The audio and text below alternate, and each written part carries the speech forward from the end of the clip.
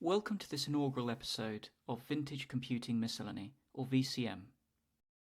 The aims of this new channel are to provide informative content with a focus on vintage computing, although perhaps not exclusively, to put the subjects of the videos in their historical context and summarize the pertinent details of their development and use, and to inspire others who, like me, are non-experts or hobbyists to carry out their own scholarship, research and experimentation, and perhaps share it with others. Now to the main topic of this episode, a background to the computer company that developed the machine I will introduce in a future episode, Applied Computer Techniques. Applied Computer Techniques, or ACT, is little known today, especially outside the UK or Europe. However, at one time, it occupied a greater market share than IBM in the business microcomputer market. ACT was established in 1965 by Roger Foster and two other business partners. Clearly in 1965, microcomputers did not exist. Instead, ACT was founded as a computer bureau. The business model of a computer bureau was to process data for businesses who could not justify the cost of buying and running their own mainframe computer.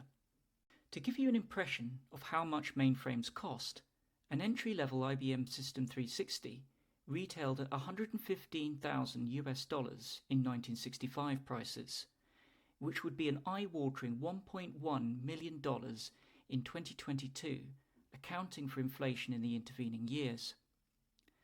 A fully specified multi-system configuration would have cost $52 million today. It will come as no surprise that many of IBM's customers chose to rent their on-premises mainframes rather than make that sort of capital outlay. After becoming a chartered accountant at the age of 21, Foster joined the West Midlands-based engineering firm GKN, which is still trading today.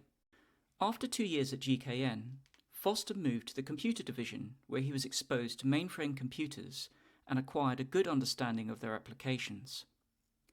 It was presumably during this time that Foster conceived of his idea for ACT. Being a startup business, ACT, as you might have guessed, did not own its own mainframe. Instead, they paid English Sewing Cotton in Manchester for the use of their computer after working hours. After a day's work compiling their customers' accounting and payroll data ready for input, they would drive 2 hours from Birmingham to have it processed and another 2 hours back with the results.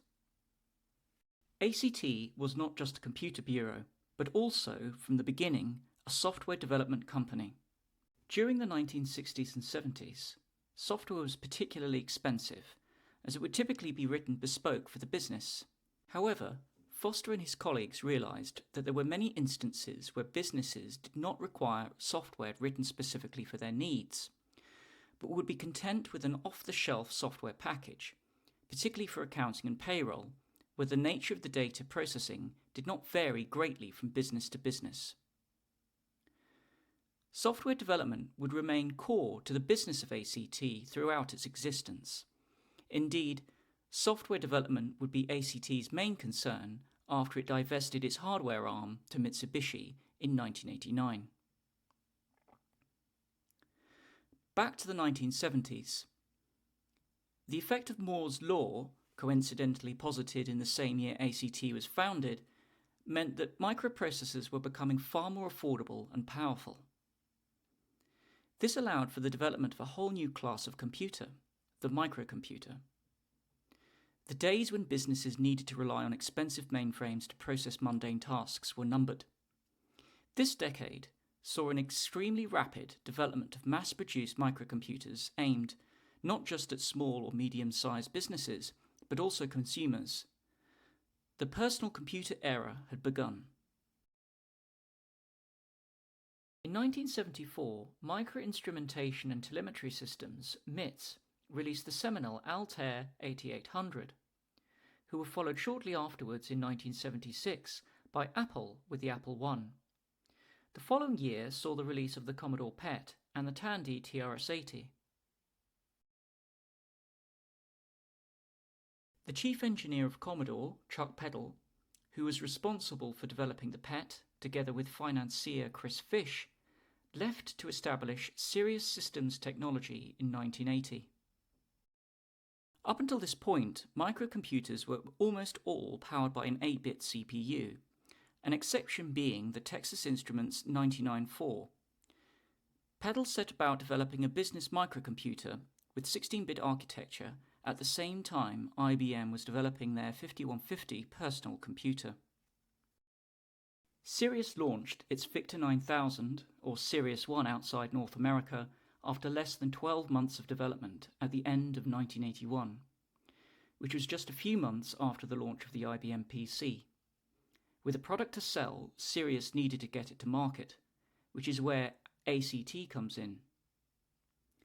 Peddle realized that the success of his new machine depended on having a wide range of well-written and practical software packages that would allow prospective business customers to understand the use case for the microcomputer. ACT's reputation as a business software developer meant that Sirius approached them to write software for the Victor 9000. It was at that juncture that Foster realized there was an opportunity for ACT to break into the burgeoning business microcomputer market in the UK and Europe. Foster then proposed to Peddle that ACT not just write software for Sirius, but also become its distributor in the UK and Europe, where it already had contacts for distributing its software. It was a great success for ACT. Sales of the ACT-branded Sirius 1 accounted for 80% of ACT's sales in 1983.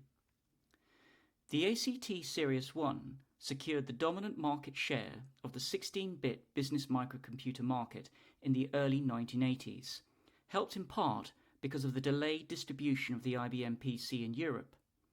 Conversely, in North America, the Victor 9000 failed to make much of an impact in the face of competition with IBM's PC, which was available at the same time.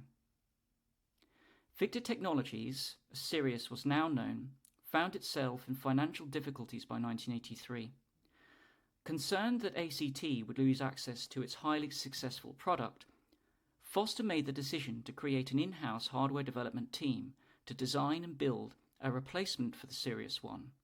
Foster's concerns proved to be justified, because in February 1984, Victor filed for bankruptcy and was acquired by Datatronic the following year. That was the end of Sirius and Victor, but just the beginning of a whole line of ACT-developed microcomputers. That also brings us to the end of this episode. In the next episode, I will pick up the story again with an overview of the specification of the Sirius 1, the machine which inspired ACT's first microcomputer of its own. Thank you very much for watching. Please like and share this video if you enjoyed it, and subscribe so that you are informed when I release the next episode of VCM. Goodbye.